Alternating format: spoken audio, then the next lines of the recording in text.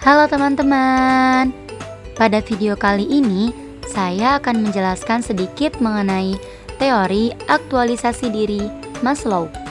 Sebelumnya perkenalkan, saya Dinda Fijriah As-Sofiah, mahasiswi semester 2 Universitas Islam Bunga Bangsa Cirebon dari Prodi PIAUD.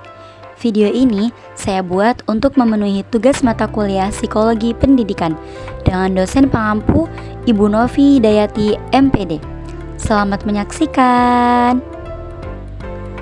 Nah, sebelumnya teman-teman udah pada tahu belum nih siapa sih Maslow itu? Nama lengkapnya adalah Abraham Maslow. Ia adalah seorang teoretikus yang banyak memberi inspirasi dalam teori kepribadian. Ia juga seorang psikolog yang berasal dari Amerika dan menjadi seorang pelopor aliran psikologi humanistik. Maslow terkenal dengan teorinya tentang hierarki kebutuhan manusia. Abraham Maslow mengembangkan sebuah teori tentang motivasi manusia yang disebut aktualisasi diri sebagai kebutuhan tertinggi manusia. Maslow mengatakan bahwa anak dan orang dewasa tidak dapat meraih pembunuhan diri ini hingga kebutuhan-kebutuhan dasar sebelumnya terpenuhi. Maslow lahir pada tanggal 1 April tahun 1908 di Brooklyn, New York, dan wafat pada tanggal 8 Juni tahun 1970 pada usia 62 tahun di California. Maslow menggunakan piramida sebagai peraga untuk memvisualisasi gagasannya mengenai teori hierarki kebutuhan. Menurut Maslow, manusia termotivasi untuk memenuhi kebutuhan-kebutuhan hidupnya. Kebutuhan-kebutuhan tersebut memiliki tingkatan atau hierarki, mulai dari yang paling rendah, yaitu bersifat dasar atau fisiologis, sampai yang paling tinggi, yaitu aktualisasi diri. Adapun hierarki kebutuhan tersebut adalah yang pertama, kebutuhan fisiologis atau dasar, yang kedua, kebutuhan akan rasa aman, yang ketiga, kebutuhan untuk dicintai dan disayangi, yang keempat, kebutuhan penghargaan diri, dan yang kelima, kebutuhan untuk aktualisasi diri. Penerapan dalam kehidupan sehari-hari dari teori Maslow adalah: pertama, kebutuhan fisiologis.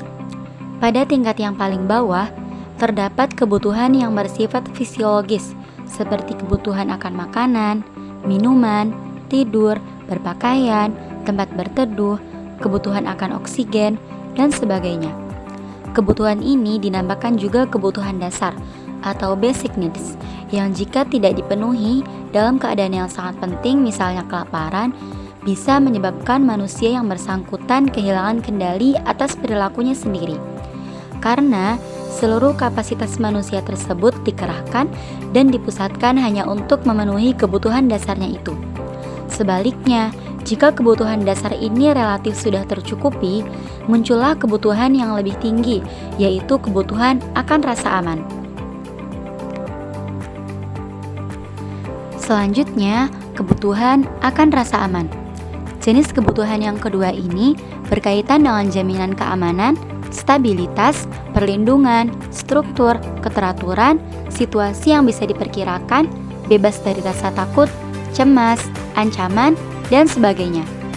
Karena adanya kebutuhan inilah, maka manusia membuat peraturan, undang-undang, mengembangkan kepercayaan, membuat sistem, asuransi, pensiun, dan sebagainya. Kebutuhan dicintai dan disayangi. Setelah kebutuhan dasar dan rasa aman relatif dipenuhi, maka timbul kebutuhan untuk dimiliki dan dicintai. Kebutuhan akan persahabatan, berkeluarga, berkelompok, berinteraksi, dan kasih sayang. Setiap orang ingin mempunyai hubungan yang hangat dan akrab, bahkan mesra dengan orang lain. Ia ingin mencintai dan dicintai. Setiap orang ingin setia kawan dan butuh kesetiakawanan. Setiap orang pun ingin mempunyai kelompoknya sendiri, ingin punya akar dalam masyarakat. Setiap orang butuh menjadi bagian dalam sebuah keluarga, sebuah kampung, suatu marga, dan lain-lain. Setiap orang yang tidak mempunyai keluarga akan merasa sebatang kara. Sedangkan orang yang tidak sekolah dan tidak bekerja merasa dirinya pengangguran yang tidak berharga. Kondisi seperti ini akan menurunkan harga diri orang yang bersangkutan. Selanjutnya, kebutuhan penghargaan diri.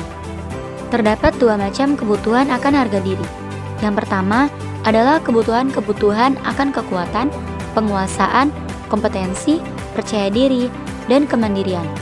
Sedangkan yang kedua adalah kebutuhan akan penghargaan dari orang lain, status, ketenaran, dominasi, kebanggaan, dianggap penting, dan apresiasi dari orang lain.